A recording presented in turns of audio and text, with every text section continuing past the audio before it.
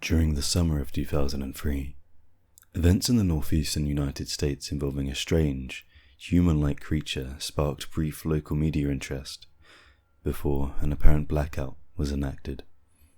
Little or no information was left intact, as most online and written accounts of the creature were mysteriously destroyed. Primarily focused in rural New York State and once found in Idaho, self-proclaimed witnesses told stories of their encounters with a creature of unknown origin. Emotions ranged from extremely traumatic levels of fright and discomfort to an almost childlike sense of playfulness and curiosity. While their published versions are no longer on record, the memories remained powerful. Several of the involved parties began looking for answers on that year. In early 2006, the collaboration had accumulated nearly 24 documents dating between the 12th century and present day, spanning 4 continents. In almost all cases, the stories were identical. I've been in contact with a member of this group and was able to get some excerpts from their upcoming book. A Suicide Note, 1964. As I prepare to take my life, I feel it necessary to assuage any guilt or pain I have introduced through this act. It is not the fault of anyone other than him, for once I awoke and felt his presence, and once I awoke and saw his form. Once again, I awoke and heard his voice and looked into his eyes. I cannot sleep without fear of what I might next awake to experience. I cannot ever wake. Goodbye. Found in the same wooden box were 2 empty envelopes addressed to William and Rose, and 1 loose personal letter with no envelope. Dearest Lenny, I have prayed for you. He spoke your name. A journal entry, translated from Spanish, 1880. I have experienced the greatest terror. I have experienced the greatest terror. I have experienced the greatest terror. I see his eyes when I close mine. They are hollow, black. They saw me and pierced me. His wet hand. I will not sleep. His voice. Unintelligible text. A Mariner's Log, 1691. He came to me in my sleep. From the foot of my bed I felt a sensation. He took everything.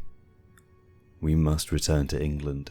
We shall not return here again at the request of the Rake. From a witness, 2006.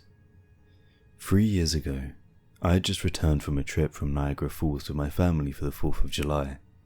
We were all very exhausted after a long day of driving, so my husband and I put the kids right to bed and called it a night. At about 4 a.m, I woke up thinking my husband had gotten up to use the restroom. I used the moment to steal back the sheets, only to wake him in the process. I apologized and told him I thought he got out of bed. When he turned to face me, he gasped and pulled his feet up from the end of the bed so quickly his knee almost knocked me out of the bed. He then grabbed me and said nothing. After adjusting to the dark for half a second, I was able to see what caused the strange reaction. At the foot of the bed, sitting and facing away from us, there was what appeared to be a naked man, or a large hairless dog of some sort. His body was disturbing and unnatural, as if it had been hit by a car or something. For some reason, I was not instantly frightened by it, but more concerned as to its condition. At this point, I was somewhat under the assumption that we were supposed to help him. My husband was peering over his arm and knee, tucked into the fetal position, occasionally glancing at me, before returning to the creature. In a flurry of motion, the creature scrambled around the side of the bed, and then crawled quickly in a flailing sort of motion right along the end of the bed, until it was less than a foot from my husband's face. The creature was completely silent for about 30 seconds, probably closer to 5, it just seemed like a while looking at my husband. The creature then placed its hand on his knee and ran into the hallway, leading to the kids' room. I screamed and ran for the light switch, planning to stop him before he hurt my children. When I got to the hallway, the light from the bedroom was enough to see it crouching and hunched over, about 20 feet away. He turned around and looked directly at me, covered in blood. I flipped the switch on the wall and saw my daughter, Clara. The creature ran down the stairs while my husband and I rushed to help our daughter. She was very badly injured and spoke only once more in her short life. She said, "He is the Rake." My husband drove his car into a lake that night while rushing our daughter to the hospital. They did not survive. Being a small town, news got around pretty quickly. The police were helpful at first, and the local newspaper took a lot of interest as well. However, the story was never published, and the local television news never followed up either. For several months, my son Justin and I stayed in a hotel near my parents' house. After we decided to return home, I began looking for answers myself. I eventually located a man in the next town over who had a similar story. We got into contact and began talking about our experiences. He knew of 2 other people in New York who had seen the creature we now refer to as the Rake. It took the 4 of us about 2 solid years of hunting on the internet and writing letters to come up with a small collection of what we believe to be accounts of the Rake. None of them gave any details, history, or follow-up. One journal had the entry involving the creature in its first 3 pages and never mentioned it again.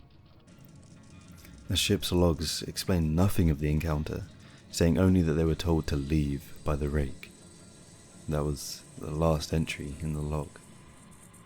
There were, however, many instances where the creature's visit was one of a series of visits with the same person. Multiple people also mentioned being spoke to, my daughter included. This led us to wonder if the Rake had visited any of us before our last encounter. I set up a digital recorder near my bed and left it running all night, every night for 2 weeks. I would tediously scan through the sounds of me rolling in my bed each day when I woke up. By the end of the 2nd week, I was quite used to the occasional sound of sleep while blurring through the recording at 8 times the normal speed, which still took almost an hour every day. On the first day of the 3rd week, I thought I heard something different. What I found was a shrill voice. It was a Rake. I can't listen to it long enough to even begin to transcribe it. I haven't let anyone listen to it yet. All I know is that I've heard it before. And I now believe that it spoke when it was sitting in front of my husband. I don't remember hearing anything at the time, but for some reason, the voice on the recorder immediately brings me back to that moment. The thoughts that must have gone through my daughter's head make me very upset. I have not seen the Rake since he ruined my life, but I know that he's been in my room while I slept. I know and fear that one night I'll wake up to see him staring at me.